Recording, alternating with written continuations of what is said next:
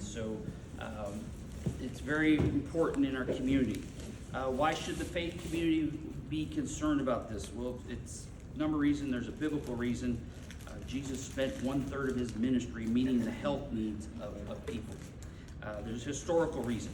Every system of care in the free world, church, hospital systems were started by the church. And every system of care in the world was started by the church. And so, and you may not come from a faith perspective, but we are in a Methodist church, so I thought I would just bring up some historical things about this. And then the other part of it's a practical reason, because people always go to a place of faith or to a counselor, and they're looking for that moment. Something's caused that thing to happen where they want to have a call for action. The other part of this is if I was to grab my chest right now and start telling you I have pressure in my chest, pain in my arm, I feel lightheaded, what would everybody in this room think I'm about to do? And how do you know that? Symptoms. And how do you know those symptoms? Education. So what we're here to do is educate you, because there are warning signs and symptoms when somebody's about to make a permanent decision for a temporary situation. In fact, just recently, I was on a scene, and it was just like a checklist of everything, but the family didn't feel like the person would do that. But even though all the red flags were there. So, a lot of information, and we're gonna cover this. I want to say that I'm gonna follow the material here, because the American Foundation for Suicide Prevention, this is their curriculum. This is something that I do regularly. We also have a network of people that can give this same talk to a lunch and learn, to faith community, Lions Club, Rotary, anything, school districts. I've done this presentation for school district counselors. The other part of this is if your organization, like I have one school district that's about to send their team to get trainer training, so they can teach not only their counselors, but every member of their staff this talk. And so it's great information. And we know suicide is a health issue. It's a complex health issue, but it is a health issue. And it's before COVID showed up, we had a public health epidemic, and that public health epidemic is suicide. And I'm going to get into some of those numbers. And we know suicide can be prevented. Just like the warning signs I talked about. There are warning signs, there are things that say something that's right, and just like someone having a cardiac arrest, warning signs, we can know what the risk factors are, and we're going to talk about those today. And as other health issues, sometimes it's the prevention, if it starts early, can have a great outcome for folks. And lives can be saved if we allow time, if we put time and distance in when people have these moments. So we're going to break these down. Oh, I don't know how to go backwards, but I just went too far. Let me see if I can do this without breaking it. Oh, there we go. All right, so this is what we're going to be talking about, the scope of the problem. We're going to talk about research, prevention, and what can we do. So we're going to leave you with some tools here today. Okay? How we talk about suicide matters. In fact, my faith teaches me that in my mouth is life and death. Yes. And so what we talk about, the terms we talk about is very, very important. So we're going to talk about language that we should use and language that we shouldn't do. No one commits suicide. No one commits suicide. That's like saying they committed cancer, or they committed diabetes, or they committed high blood pressure. No one commits suicide, and it's not a failed or successful attempt. But proper words are to say died by suicide. They ended their life. They killed themselves. Suicide or death by suicide. And it's very, very important in educating the public, and very critical when we're encouraging people to seek help, but raising awareness. And we want to change how society understands this mental health and suicide issues that are happening. And we want to We want to be able to create a culture where it's okay to not be okay. And I think everybody in this room would agree with that. And if there's any Baptists in the room, occasionally if you want to say amen, just help me along. Or at least give me a good Methodist nod. Yeah. That'd be good. So say amen. So here's the scope of the problem. Suicide is a significant issue. It affects individuals, it affects families, it affects communities worldwide. And it's like gravity. Gravity affects everybody. And brain health, which you'll hear me say a lot of brain health versus mental health, because it's just the stigma that goes with that. But our brain health, our physical health, suicide is just like gravity. It affects over 100,000 people per year throughout the world, and that's just the countries that report it. Some countries don't even report suicide. They'll just report it as a death. They don't report it as that. Every 40 seconds, someone dies by suicide. What we know for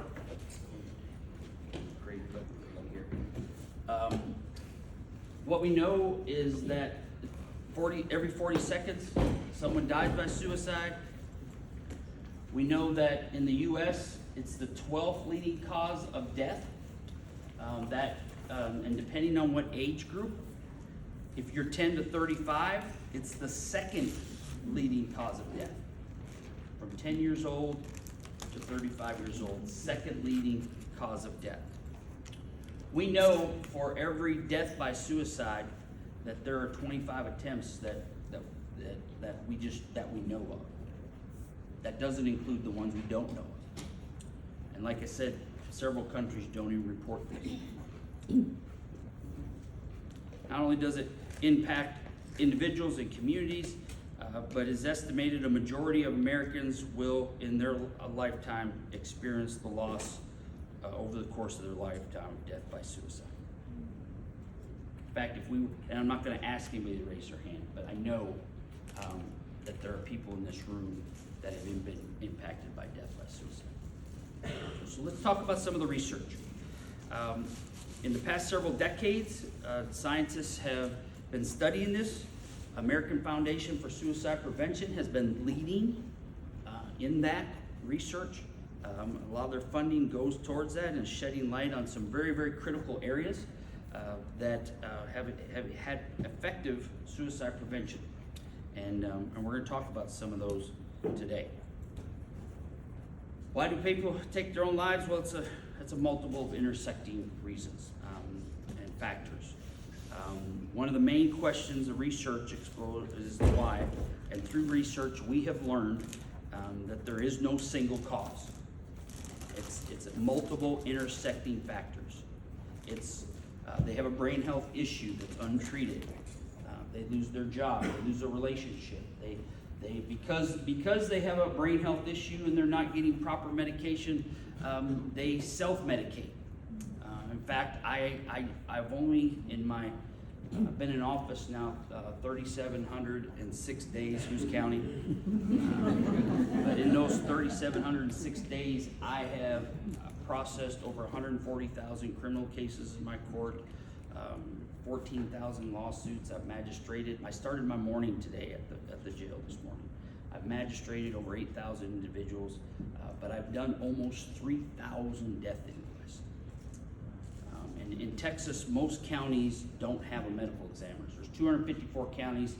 Of them 254 counties, only 14 counties have ME's offices. So the coroner duties fall on the justice court. So I'm on 24-hour call, 7 days a week, and I have to go to these things. And doing my, I order an autopsy. We do talks. Rarely has anybody not been intoxicated when they made the choice to die by suicide, whether that is drugs, alcohol, or a combination of both. Rarely does that happen, not happen. But it's these intersecting factors. I have a list of families that I could say, but you start asking what happened, and like the latest one I was at, they went to the house and they noticed all his furniture was gone. He had patio furniture. He said, "Well, I'm gonna I'm gonna remodel. I want to get some new furniture. But his bed was gone, and he'd start removing himself from family events. All these flags that were saying, "Hey, something's not right here." And as we've gone through the investigation, there were things going on in his life that even his family didn't know about. Large majority of people who die by suicide have a mental health condition contributing to that. And you are professionals, most of you here, so you know that there's a difference between mental health and mental illness. We know that the CDC tells us that 1 in 5 adults is going to have a mental health event in their life. And since COVID, depending on the age group, that it's on some age groups it's 1 in 3 are going to have a mental health event. There's a difference between mental health and mental illness. Mental illness is something that needs a medical intervention. And mental health is an event, something that's caused your brain to say, it's not okay, I'm overwhelmed, I can't deal with this. And the basic, I just recently became a trauma, what they call a TBRI practitioner, trust-based relationship intervention, out of TCU, Catherine Purvis Institute. And we know that every human has to have felt safety. They have to have connection. They have to have the ability to self-regulate. And if that doesn't happen in 0 to 6 years, they carry that the rest of their life. And so what we see in my job as a judge, and we see that people don't have the ability to do those things. And so when we understand that, it helps us to know what we need to do as a community. And like we said, there's physical differences in the brain from the research, we know that. Also, most people who are suicidal are very ambivalent about taking their life. That's why we know time and distance is very, very important. That critical moment where you can be there, where you can put time and distance between them. And so a lot of survivors of suicide that I have spoke to, it wasn't that they wanted to die. They wanted the pain to stop. Mm-hmm. And as you as professionals, you've been there when those people in those moments. We know that by one way that we can help people is to connect with the reasons for living, while at the same time decreasing the visibility and the presence of things around them that may facilitate their desire to die. We know that the perspective of someone that's is in that crisis point, something's caused that, desperate to escape pain. Their thinking becomes limited. Now, I've never had a baby, but I've had kidney stones. Okay. In fact, right now I have 3 in my left kidney and 5 in my right kidney. So if I happen to hit the ground and ask for my mama and Jesus, it's probably one of the babies is coming out. But 84 times, now they say having a kidney stone is medical professionals, now I'm up to 12 nurses that have told me that having a kidney stone and having a baby, that they had both, and they said the kidney stone was worth. And one of those ladies had twins, and the other one just recently at Methodist told me she broke her pelvis bone while she was giving birth, and she said the kidney stone was worse than that. So when number 85 shows up, y'all are invited to the baby shower, okay? Yeah, I'm gonna register at Lowe's and Home Depot. Yeah. But I can tell you, when I'm in that place of terrible, terrible pain, simple things like, where do you live? And it just, you can't focus on that. And we know when someone's in that crisis point, they're at risk. And they can be very demonstrative, and they can be very angry, and they can use words that you've never heard them use. I can tell you there's been more than one ER nurse that's been on the receiving end of that. For me, not using words that I would normally use just because I was in so much pain, and they were more worried about what my phone number was. So we're going to learn some of these skills here, because when someone's in crisis, it doesn't do any good to not get to the point of what you can do to intervene at that point. So who's at risk? Well, we know that there are health factors, historical factors, and environmental factors. Of course, the health factors being one that has a mental health condition when it comes to depression, bipolar, anxiety, eating disorders, post-traumatic stress, substance abuse disorders. These are all things that can contribute to that. The other thing here is chronic pain, chronic health conditions, serious head injuries can be very have a propensity to think suicide is their only option. And of course, historical factors. We know if a family that has a history of suicide in their family, 65% more likely for members of that family to consider death by suicide as an option. And of course, a family history with mental illness and childhood abuse and trauma, previous attempts. We know for every the average person that dies by suicide, there's 2 to 5 attempts before they actually die by suicide. 2 to 5. 80% of people that die by suicide, there's 2 to 5 previous attempts. There's a small window where it happens and people didn't see it coming. There were warning signs, but they didn't know what they were. And of course, environmental factors.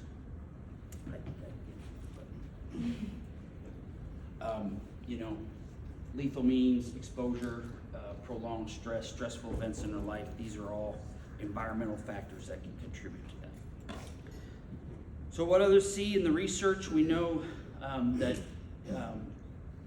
what we may not know is there's and then maybe undiagnosed is a genetic risk and depression, and these are things that can cause that to happen. And an example of this is often people's public perception of, well, I just didn't see that coming, but they don't know the genetic risk or the depression that person's having, or prolonged stress at their work, or drinking more than usual, or using drugs and so forth.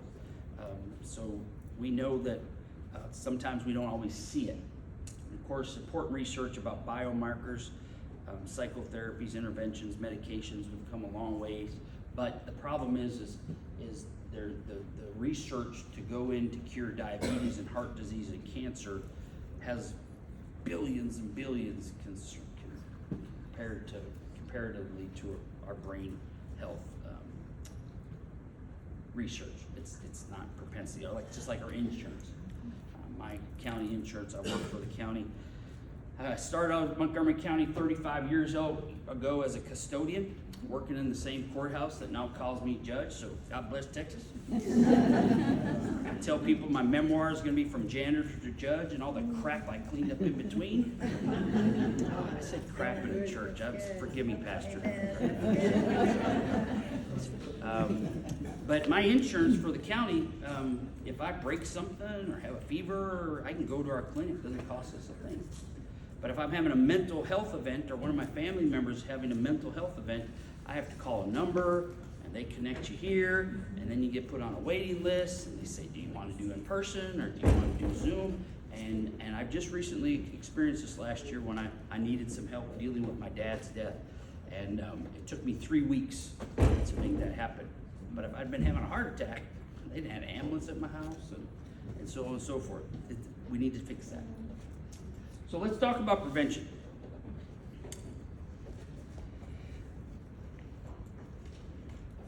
We know that one of the things I talked about here is health care and having family and community support. You being here today is helping our community, because you're going to leave here with knowledge that some of you may have had, but it maybe put it in a way that you can share it with your team or your family or friends.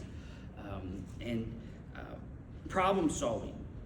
We know that one of the things that the American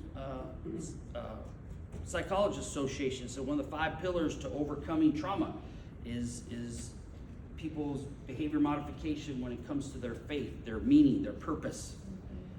When I talk with families and I talk to people in my court, and as a society, we haven't taught our people how to survive a letdown. Everybody gets a ribbon.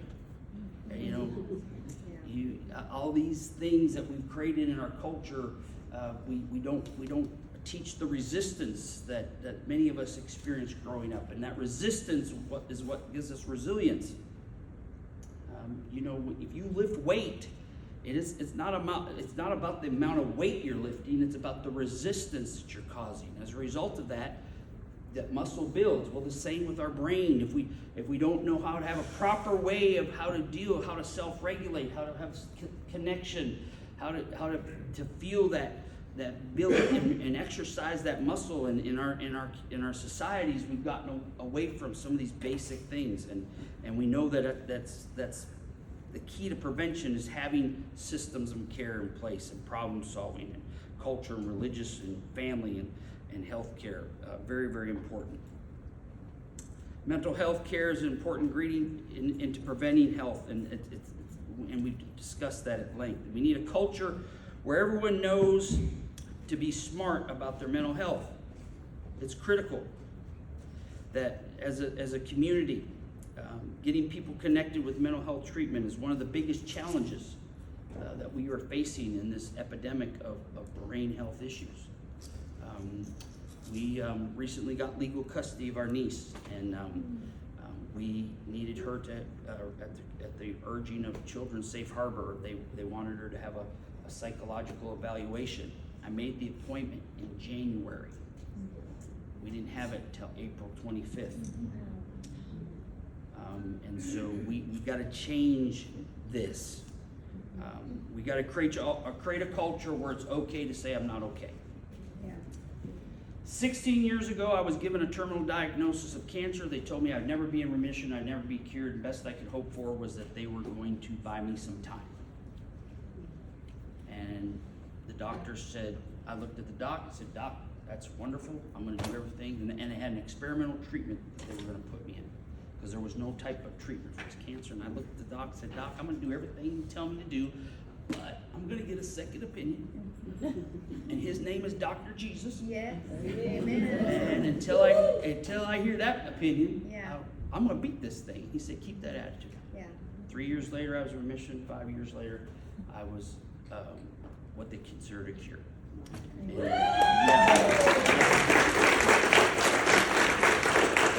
I'm glad I remembered to tell that part of the story because sometimes I forget and I go on to the next part and people come up to me and I'm so sorry you're dying. I remember it. My wife would be so proud of me at that point. But I said that to say this is when I presented that to my church and to my work and to my community and all the nonprofits, they rallied behind me. Yeah. I remember walking into a room of 1,100 county employees, and it was after I'd had my biopsy and got the news, and I'm known in our community for my belief that God is God. Yeah. And so I pray publicly at many things, and so they'd ask me to say the prayer, and I walked in that room, felt the love of everybody that was there. That you're going to be okay. Yeah. Now I wonder, Eric, if I would have walked into that same room 15 years, almost 16 years ago now and said, hey, I'm bipolar, manic depressive, or I'm a drug addict, or I'm an alcoholic, or I struggle with depression, but would I have got that same response? No, I wouldn't. And we got to change that. Yes. And thank you for being here. Thank you for being here and being a part of that change.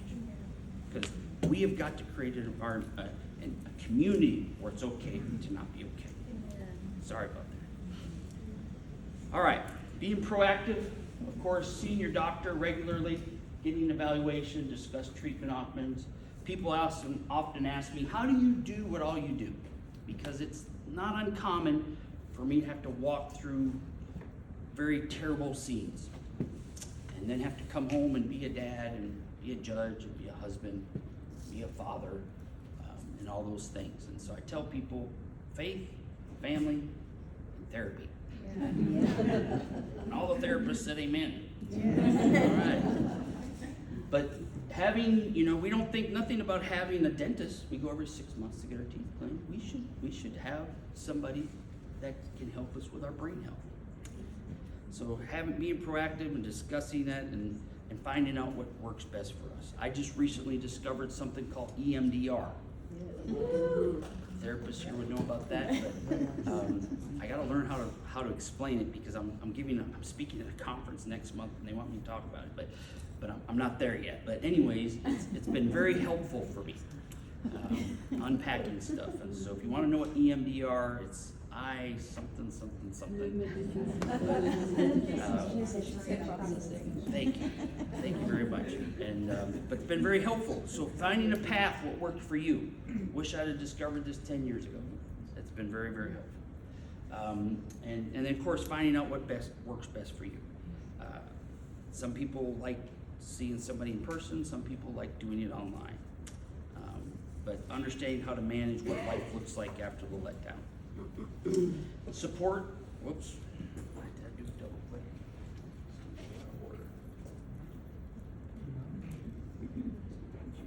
Oh, there we go. All right. There we go. Okay, we did that. We need a culture where we're smart about this. The laws, they need to change. We need to have parity there when it comes to prevention and having equity. That mental health and brain health should be the same as our physical health. Of course, self-care, very, very important. All these things, for every disease known to man, these things work. But in Western medicine, we've gotten okay with writing a pill and treating the symptom and not treating the disease. Yeah. Having a system of care with mental health, exercise, sleep, healthy diet, stress management is very, very important when it comes to us being able to manage this. And of course, having support for survivors and those with lived experience. One of the reasons we started the Behavioral Health Suicide Task Force is looking at where those systems of care are and getting people access to that. I think the most important ingredient when it comes to prevention between a suicidal person and their way of ending their life is time and distance. We know if we can make an intervention at that moment, we can prevent suicide. I believe every suicide is 100% preventable. Are we going to be able to prevent 100% of suicide? No, because if somebody has access to means and they make up that decision to do that, wrong place, right time, they can do that. But I believe every suicide is preventable. And of course, limiting access to means also prevents suicide. In most cases, when a suicidal person doesn't have access to means, they're able to stop that moment. But if they don't have access, or if they do have access, then they can make that temporary situation into a permanent decision. Other thing, limiting access, CO sensors in cars. This is something that's happening. I know I have a 2023 Tahoe, and after it runs for 10 minutes, it just shuts off. Even if I'm in it, it just idles there, it just shuts off. The blistering packaging, a lot of us don't like that because we cut our fingers and stuff, but Tylenol is the most deadly thing that you can just buy and cause death. But if you have somebody that has blistering packaging, if they have to think about what they're doing, that would be a great way to delay that. Of course, barriers on bridges and securing firearms. I know we're in Texas. Second Amendment's a big deal. I believe in the Second Amendment. I've got a gun on me right now. Sorry about that, but I'd rather have it and not need it than need it and not have it. On court days, I got two. So, even though I got my great bailiff here with me, thank you, Cabot, for being here. If anybody rushes the stage, make sure you.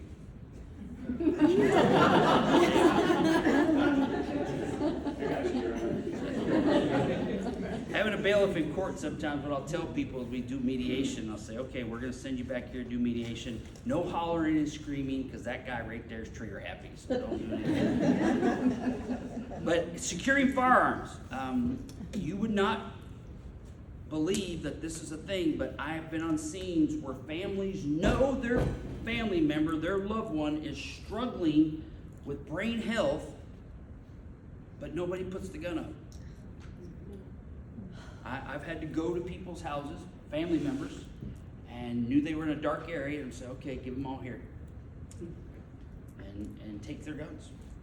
Because I'm limiting means and access so that they don't make that permanent decision in a temporary situation. And I quite frankly, this is not very politically correct, but I think there need to be some better laws in place for families and law enforcement officials to be able to do something to limit access. And but you know, the problem with government is they do two things well: nothing and overreact. So I know it's a slippery slope, but I think in Texas we can do better than what we do. Getting close here. All right. So what can we do? Now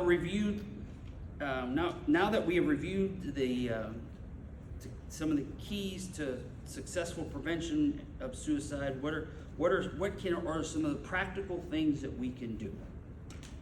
Okay. Well, first thing is have a conversation. It's important to have a caring, supportive conversation with someone you might be worried about. Allow them to share what they're experiencing, and a conversation that shows care, and always you're gaining information. Asking, are you okay? We know scientifically, asking somebody, are you okay, reduces, depending on what study you look at, 65 to 80%. Reduces the likelihood of someone dying by suicide simply by asking, are you okay? Because what does that do? The most powerful thing in the world is hope. Most powerful thing in the world is hope. And when you ask, are you okay, you're telling that person you care. And then we're going to go into deeper into the conversation here, but these are powerful words. Are you okay? And then the other part of it is asking them, are you thinking about dying by suicide? Asking that question, are you thinking about dying by suicide? Are you thinking about killing yourself? Putting light on that very dark and difficult situation. So very important. So let's talk about some of the warning signs, how to reach out. I'm sorry? I openly share about my mental health in church and in groups, but you won't believe how that opens up doorways to other parents when their children get diagnosed with mental illness, that they come to me. Yes. And go, what am I supposed to do? Yep. No, that's a great example of that. So I encourage, people with mental illness to share it. Tell your story. Because it helps others that are struggling too. Yep. Yep. And they see your success and go, how did you do it? So struggle, faith, jumping through hoops, I take medicine, that may not, you have to learn. Yep. And it's not the end of the world diagnosis, it's the thing I tell. It isn't. Thank you for sharing that. And it's so true, because by you, again, asking someone, are they going to do it, asking they're okay, and then sharing your story, I can tell you that I had some terrible things happen to me as a child, and I carried that trauma with me for many, many years, and I have dealt with depression my entire adult life. I have. And I share that story publicly with people because I want them people to know they're not alone. They're not alone. So let's talk about some of the warning signs. And one of the things is what they're saying. We know that when they start to talk about ending their lives or no reason to live, being a burden to others, feeling trapped, the unbearable pain picture I gave you, where they're saying, I just can't take it anymore. That is a warning sign.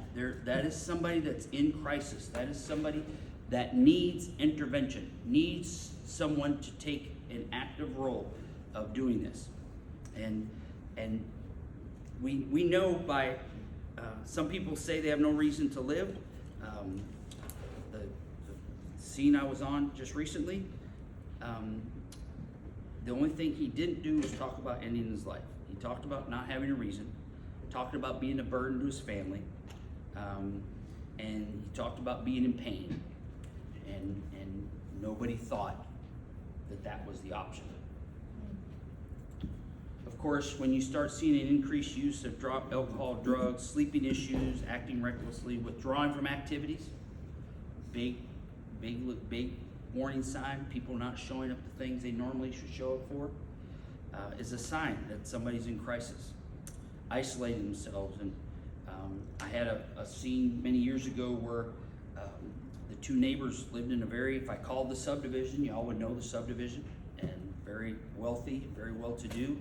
Both of them were on different political issues as far as somebody believed in the Second Amendment, somebody that didn't. And one day the guy that was very opposed to guns goes to his neighbor and say, hey, can I borrow a gun? And the neighbor said, you don't think we should have guns? He said, yeah, but I've decided I probably need to have something. And so he borrowed his neighbor's gun and made a permanent decision for a temporary situation.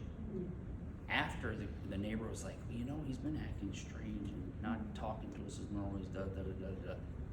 Don't hand somebody a gun that's doing that. Oh, there's a button. Ooh, what am I doing? All right. So, behavior and giving away possessions. You could look at this guy's house and see the rings in the carpet where his furniture used to be. Of course, recognizing someone's mood, apathy and irritability and being impulsive and not just being the normal self. The next slide is the most important slide that I want you to take away from here today. Trust your gut. Assume you're the only person that's going to reach out. Trust your gut. That voice that says, something's not right here. Pastor, as she prayed today, she said, we ask the Holy Spirit to help us with this. Trust your gut. Trust that still small voice that says, something's not right here. This is something not right. So ways to talk to them, talk to them in private, listen to their story, express care and concern, obviously. Ask them, as I said earlier, directly the question, are you thinking of dying? Are you thinking of suicide? Are you thinking of killing yourself? And then, of course, encouraging them to seek mental health services. Avoid, and this is how you do it, but things to avoid is avoid minimizing their feelings. Trying to convince them, you have so much to live for. Avoid trying to fix it. If I grab my chest and I start telling you I'm pressuring my chest, and I have arm pain, and I feel weak, is not the time to start talking about my fetish of fried chicken. Okay? It's not the time to start telling me, Wayne, you really should walk more. Wayne, you should really, that's not the time. That's not the time. It's not the time. What you want to do is avoid that and listen to them and let them share their story. Let them talk about what they're feeling. It's so very important that you're there to intervene. You're there to hold their hand. You're there to get them to mental health services. But unless you're a psychologist or a psychiatrist, that's not your role. Your role is to get them to a system of care and to let them feel hope and to stay with them. Getting ahead of myself. If you think someone might make that permanent decision for a temporary situation, you stay with them, you help them, you secure lethal means, and then escort them to mental health services. Now, the one thing you can do also is if you don't think they're in immediate harm, but you need somebody to guide through the process, we got this really cool thing called 988. You can call 988, put it on speakerphone, and I can say, hey, I'm with my friend Kenneth, and Kenneth's not feeling good today, and he has said things that's got me concerned about his safety, and have somebody right then, right there, talk and have that conversation right there. Well, I'm talking about Kenneth. Kenneth is one of my clerks that works in Willis.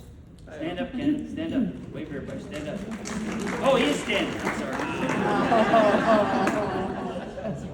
Kenneth is an awesome young man that started working with us full time, and he's about to be a dad again. Congratulations. Just bought a new house. And, great young man, Kenneth. Thank you for being here. Also, Cabot, thank you for keeping me alive today. Appreciate you today. All right. So, and not only can you call that, but you can also text and Spanish, and also veterans. There's a way to, if you're with a veteran, you can get right there to somebody that's going to come from that lens of dealing with somebody that's a vet. And of course, always 911. And being instantly connected. In our county, I'm thankful that our sheriff and Constable Cash have what they call crisis intervention teams, and they CIT. In fact, our bailiff, before he came to work as bailiff, was a crisis intervention team member. Where if you call 911, they send somebody out trained to de-escalate and help that person and get them to a system of care. And I'm very thankful. We have in our county, we have more crisis intervention officers per capita than any county in Texas. So I'm thankful to the sheriff and the constable for having the vision to do that. All right, we can create a culture that's smart about mental health and suicide prevention. Together, we can do that. Together, talk does save lives. And the other part of this is, and I know many of you are professionals in your field, but encourage your employers, encourage your places of worship to not only have this conversation about this, but then to take it to the next level with mental health first aid. Because of that opening question I asked you, the symptoms of a cardiac event, everyone in this room knew what the proper response was. The same, it is the same with a brain health event. Everyone needs to have mental health first aid to know what to do, what not to do. A lot of first aid, when you're taught first aid, what they teach you is more what not to do than what to actually do, because you're just there to intervene until the system of care can get there. And so we appreciate Eric and the Spiritual Care Network for wanting to do this and have this, and Woodlands Spring for underwriting the lunch that we all ran out of. I was hoping to at least get a cookie. I'm teasing. Double chin guy does not need a cookie. But we thank you for your time. So does anybody have any questions that I can get one of the psychologists in the room to answer? Yes. Do you think the law might change where we have to call law enforcement rather than calling a family member or somebody that the person's real close to? As far as a law change, I'm not following you, because If the patient tells me, that I'm doing therapy with, I'm going to Yes. kill myself. In other states you can call the family, but here Yeah. we can only call the police. yeah. Yeah, and so I think that's I don't know if that law will change, but I know, that, I mean, with your ethics and your responsibilities of your oath of what you do, the law is here. If someone's, we are self-reporters, so if somebody's in immediate danger, yes, you are to contact law enforcement. I don't know, I wouldn't see that law getting less stronger. But I can see what you're coming from, because it may only need a family intervention. It might be better. It might be a better choice, but I know from liability reasons, a lot of people are gonna say, no, if they say they're gonna do this, you have to. And really, your organization should have some protocols there as to what that looks like, as far as your SOPs to what that looks like. I'm glad though that the officers are getting better training. Yes, we're very fortunate Texas has taken a proactive. Sometimes they come in and they, wanna be real strict with the person and say, Yeah. you need to get your life together and.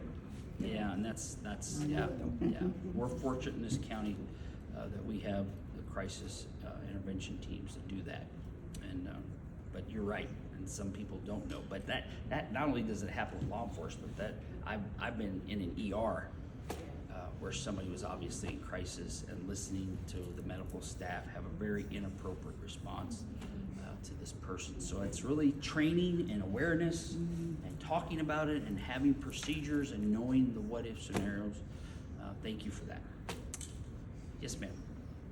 So, I was curious with the crisis team, and they were so well trained, and everything they did was wonderful. But part of the procedure was, putting the person in handcuffs. Yeah. Which re-traumatized this person. Sure. And will trust with our organization. Yeah. So how can we advocate so that could be handled differently? Yes. Yeah.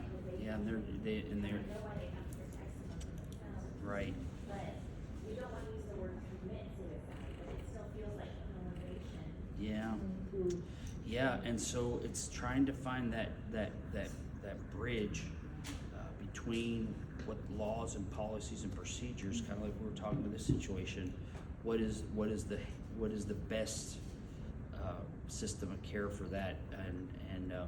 And really, I've watched crisis intervention teams, people, and where somebody, because of what the person was saying, would have put them in cuffs, but walk them to the car, get them in the car, close the door, they're in there, and get them to a system of care without handcuffs. I think that's an officer discretion thing, because of safety for not only the people there, but transporting that individual. And there's a call there for them to be able to do it. And I think training and awareness, but you as professionals having those conversations with your agencies to say, hey, this is the way this went down. In my opinion, it made it worse. But then sometimes what you may not know is you have that interaction with your client at that moment in time. They may have had interaction with this person a year ago at another situation, another scene, and so there's caution notes in there, say assault on police officer, assault on family. So they're always gonna err towards safety, but I can see where that could create a situation. Yeah. But again, having conversations, because talk saves lives, and having meaningful conversations with people for education. Yes, ma'am. So is there a chaplain program to intercede with prayer for somebody that's suicidal? Is there an implementation for that? So, great question. On scenes where somebody has died by suicide, we have chaplains programs for the families and stuff. But we're looking right now in our county to have teams that would respond to situations, and if a chaplain would be appropriate, them being available. Not just death scenes, but a scene where that would be appropriate for that person. problem with chaplaincy is it's the secular and the faith community, and chaplains are that bridge. And so a chaplain, when they are there, they're there as a person of faith, but they're not there as a person of their faith. They're there to be that bridge between that. And so it's in our supercharged society of trying to separate some things, that sometimes that gets lost. But in our community, we have a very high sensitivity to what that need should look like in our community.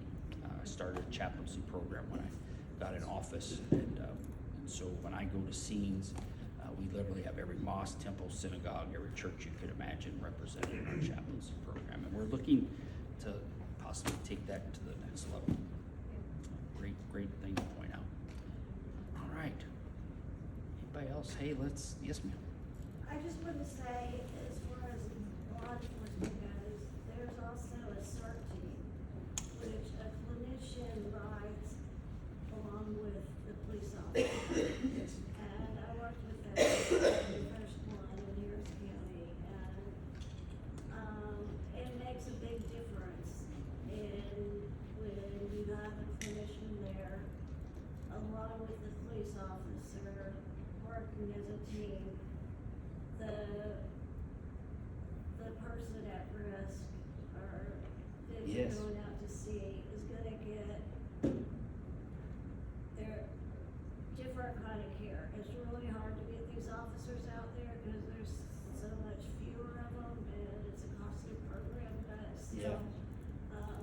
Do they have those in Montgomery County? We do.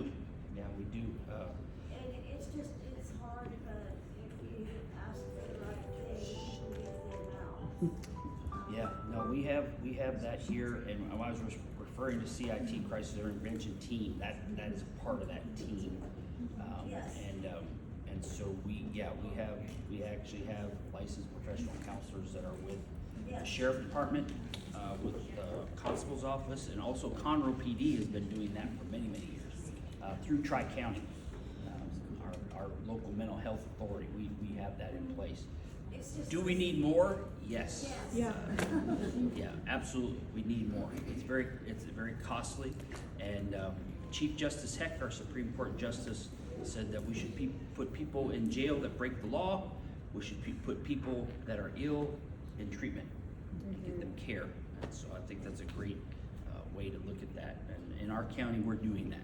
I wish we had more, because them men and women that work on those teams, they're constantly going from scene to scene to scene. One thing I wanted to say is, there are criminals out there, they need to go to jail, but the worst thing is to put a mental health person in a jail that has serious mental health issues. Yeah. Because I'm working with, within smaller communities, from Louisiana, and there's nothing worse than putting someone who's mentally ill in the population. Yeah, and that's one reason in our county, we're trying to go to a trauma-informed model for every part of our society, and looking at what that looks like. And yes, people that are ill need to go for treatment. People that break the law, but sometimes, when you beat the mess out of a family member and you're a danger to yourself and others, it's a matter of responding what's that immediate situation versus what the long term that may look like, and so it's changing. Are we light years from where we used to be? Absolutely, but we're not as close as I would like to be. In Texas, we do many things well. We're number one in many things. We're the 9th economic power in the world. In the world. But yet we are, depending on what study you look at, 48, 49th in what we spend per capita for brain health. And so we gotta change that. My faith teaches me where your treasure is, there is your heart also. And we gotta get our treasure to where our heart should be. And we gotta change that. This You're Not Alone, great for young people. The BHSP stuff, also, of course, Eric and Spiritual Care Network, they are bridging, a great bridge for the, what we're talking about, the brain health issues, also the spiritual, bring that bridge together. Let's give Eric and Spiritual Care Network.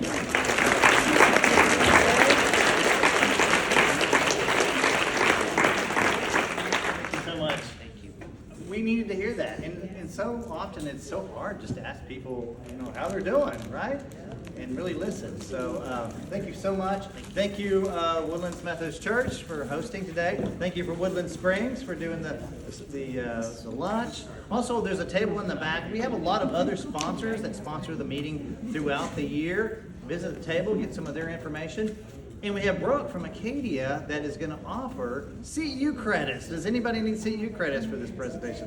Okay, thanks, So I Brooke. wanted to tell you what that looks like, though. Those of y'all that went to the Woodlands Hope Rising Conference, you'll get a link if you sign on a little QR code thing, which was very cool. That was so high tech.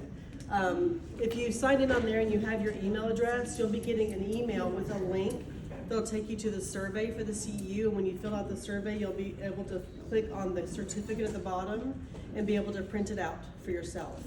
So it'll have the directions on there. Even if you don't have a license, you just want to say you came here, we're going to make that certificate available for you. So give me a couple days to develop that, and everyone just make sure that you have your sign in with your email address on there, and you'll get it in the email.